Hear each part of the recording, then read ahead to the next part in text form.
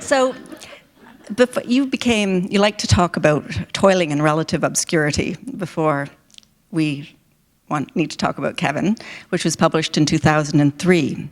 Now, the books that you wrote before We Need to Talk About Kevin were equally provocative in their themes, I feel, and sort of laid the groundwork for that book in many ways. I think of the female of the species and the wonderful character of Gray Kaiser, who in a way was a template for a lot of women who were to follow. Gray is a very legendary anthropologist. She's 58 years old, unmarried, or 59 when the novel begins, is unmarried, has no children, and has an affair with her 25-year-old associate.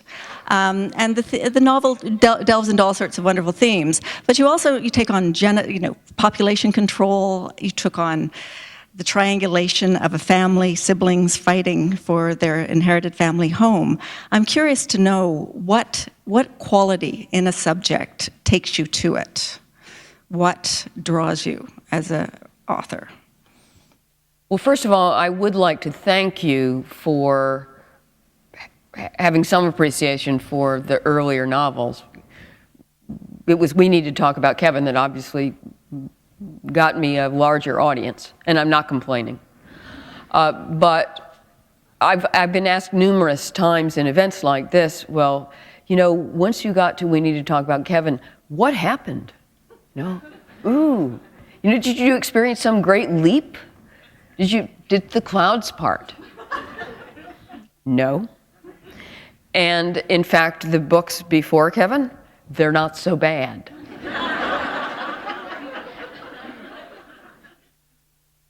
And those books were full of, for me, disappointments, because I was taking on what I hoped were some of the big issues of my time, and they were roundly ignored. They did sometimes get some nice reviews, but that didn't mean anybody bought the book.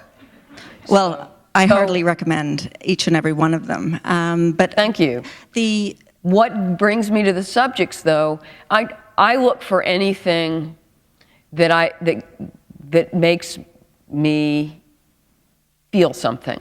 It's a little bit like, those, what are they called?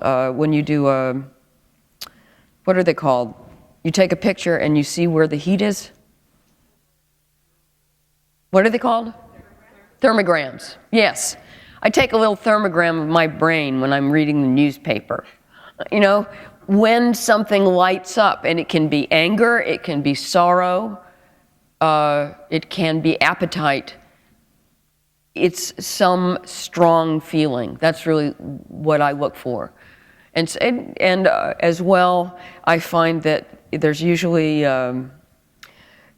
something in the more public sphere that has got my attention, or my goat, and it's often intersecting somehow with something very, very private and very personal. And that's, if there's any formula, that's probably it.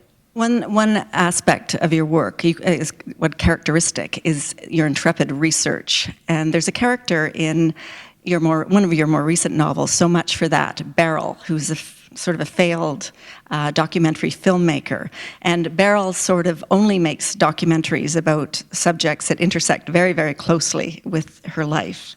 And it strikes me, it's the old adage, writers, write what you know.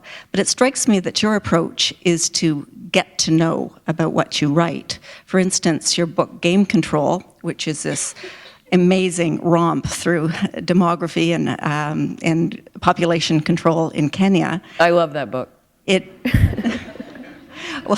Nobody else did, so somebody. You actually went to Nairobi. Yes, I moved to Nairobi to write that book. And that is an example. And you also understand that you were published in some journals as a result of... That was the greatest achievement of my life. I got the cover story on Population and Development Review. Now you laugh, but that is a damn good journal. In fact, it's one of the best professional journals I've ever read. I read a lot of it when I was doing my research for Game Control. And it is very satisfying. I'm not really just, I'm not being tongue-in-cheek here. It was a huge achievement. It's very satisfying for a novelist who is a professional dilettante, really, to be recognized by a field that she's adopted, you know? So that was, I had taught myself demography. I honestly read enough to get a master's in demography. And the demographers loved that book. I don't know whether I put that on the cover. But I love the fact that they love it, because I really did my homework for that. Now that said, homework's a little tricky, because if you overstuff a book with homework, the reader gets pissed off, because they want a story, and they don't mind being spoon-fed a little information along the way. And I do think that readers want it to be correct. Now, I think that when even fiction readers catch you out in a mistake, a factual mistake, it's alienating, and they feel superior to you. I don't like that. So I do whatever research I think is required to prevent that kind of embarrassment. On the subject of research, the book, So Much for That, was a very thorough investigation of the horrors of the American healthcare system, told through two families dealing with terminal illness. Did you feel the same sense of responsibility and sort of containment when you were doing that research? I certainly felt responsible for making it accurate. Perhaps more in that book than any other, because I was talking about a real problem, and that is the way we organize or fail to organize healthcare in the United States. And now you're all rushing out to buy the book. It's more fun than it sounds. Well, and that is because it is lit up with rage. And it's rage that spills over out of healthcare into everything. And therefore, it's got a lot of energy. But even there, everything, all the medical details, the New York Times Science section reviewed this book. And apparently, according to that doctor, there's not a single medical mistake in that book. And I can't tell you how relieved I was, because that matters to me. And it was politically important that the details relating to health insurance be correct, so that all the abusive practices that the health insurance company in the book indulges in needed to be real practices, or the book didn't serve its political function. And it's beyond politics, really. It wouldn't have served its narrative function either, because this is a snapshot of what was happening to families. It's set specifically in 2005 and 2006. Therefore, it can never date. It's funny that. And it's a snapshot of what was happening to real families in America at that time when they had medical crises.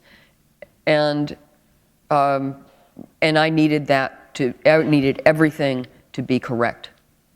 But that book also has a lot of heart. What took you into that subject?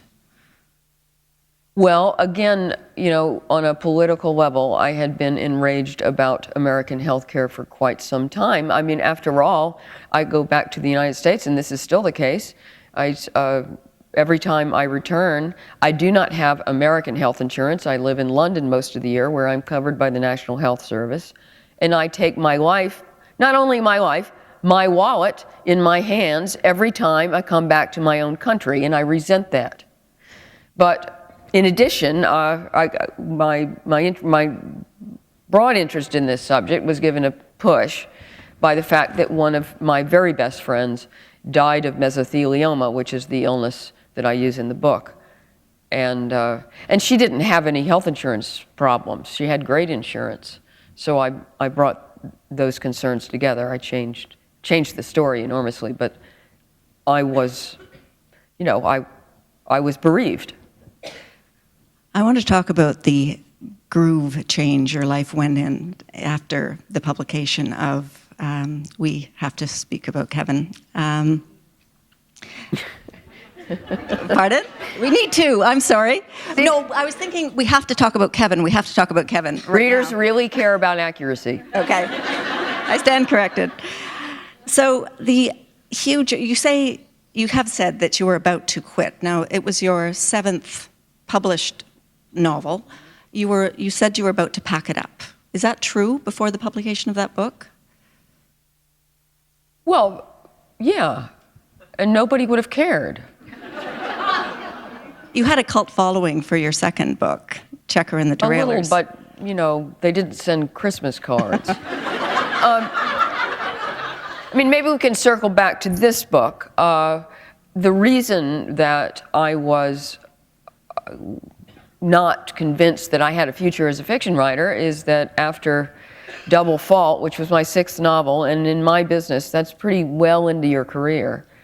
Double Fault didn't even go into paperback. That is death. Double Fault just is if you want to give a brief synopsis, it's a fantastic book. Oh, go on. It's like, okay, I will. It is a study, a very sort of eviscerating study of a dual career American marriage that is literally played out on a tennis court.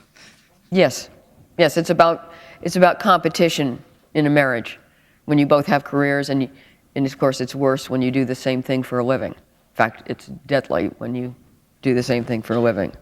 But I was really hopeful that novel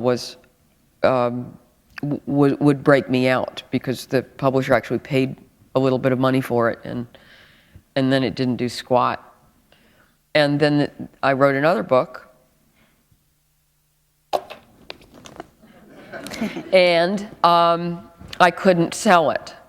And I was afraid that meant the writing was on the wall. I had not written a novel that didn't see the light of day since I was in graduate school, and I was concerned that, I just didn't have a future in this occupation. It was oddly helpful to me to be disheartened when I began We Need to Talk About Kevin, because disheartened doesn't begin to say it. And also writing from the perspective of somebody whose son has just killed several students at his school and is in prison, it put my little suffering, I didn't sell my last book, into perspective. But while I was writing that, I was not sure whether that might not be my last book. You lost an agent in the process of that book because your agent wanted you to soften the characters. Is that not correct? That's right. My agent hated Kevin. Not the boy, the book. And the author. So I got her back. I married her ex-husband.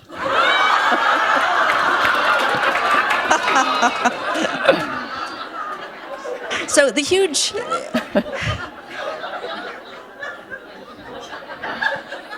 As you say, that book was about a high school killer. But what seemed to propel that book, what gave it a huge cultural identity, was Eva, an ambivalent, a word I find doesn't quite capture Eva's attitude toward motherhood, and her dislike for maternity, pregnancy, for her son.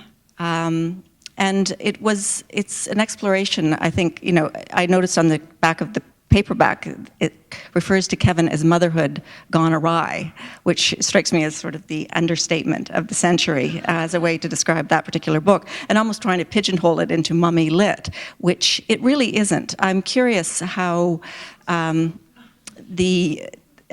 kind of horrific as a thought on its own, but the idea of Kevin as sort of this figure in terms of, we think about childhood in terms of nurture and nature and kind of that easy polarity. But Kevin didn't fall into that via I think, a narrative from I an would say that unreliable it narrative. addresses the issue of nature versus nurture.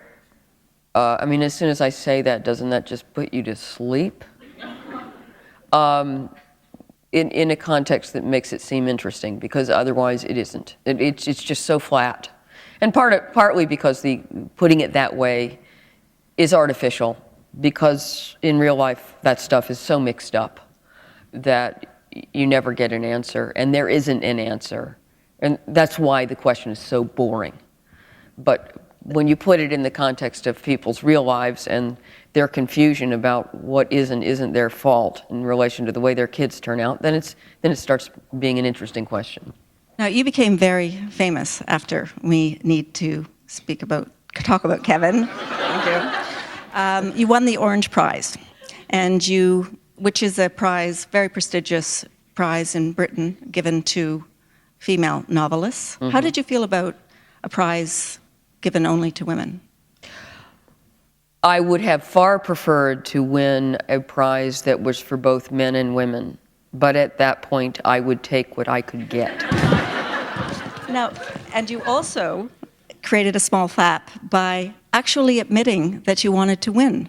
You didn't say, well, I'm just happy to be nominated, even writing in The Guardian about female ambition. Here's the quote: "Throughout the whole Orange Prize experience, I was confronted with evidence that women are uncomfortable with naked ambition, trained to have low expectations, embarrassed by head-to-head competition, and virtually obliged to act abashed when they win, in contrast to a certain other sex that will go unmentioned." So was that your first experience with that? Oh, I mean, I imagine that I have encountered women being shy about competition previously, but that was my first experience of it on a more high-powered level. And that essay was inspired in large part by this journalist who came up to me at one of the warm-up events for the Orange Prize, before the winners had announced, and she sits there, "So, do you want to win?" And I just turned to her and said, "Well, of course." And she said, "Well, that's funny. You're the only person who admits that." So, I thought that was very weird. So I see time is fleeting, and I do want to talk about The New Republic, which is a book that it's an incredibly prescient book. It's a satire about terrorism that was written in the late 1990s. And it's not only about terrorism, it is about the cult of personality, it is about the role of journalism in shaping events and journalistic manipulation, and also about hapless journalists. I'm going to read the epigraph from the book because it will hit a note with this audience. It's Conrad Black's notorious quote about journalists being ignorant, lazy, opinionated, and intellectually dishonest, which is Isn't certainly that great from Conrad Black? Which is very apt when you read the book, because it's a fantastic, farcical kind of depiction of this group of foreign correspondents in this fictional region of Barba. I'm curious, what prompted you? Was it just the irony of that quote, or was it a greater comment about the nature of journalism that inspired you to put that in front? Well, I love the irony, and then, of course, it's a book in which journalists don't come out too well. So it was just on a straight level, it was appropriate, and then the extra irony of from whom it was made it even better.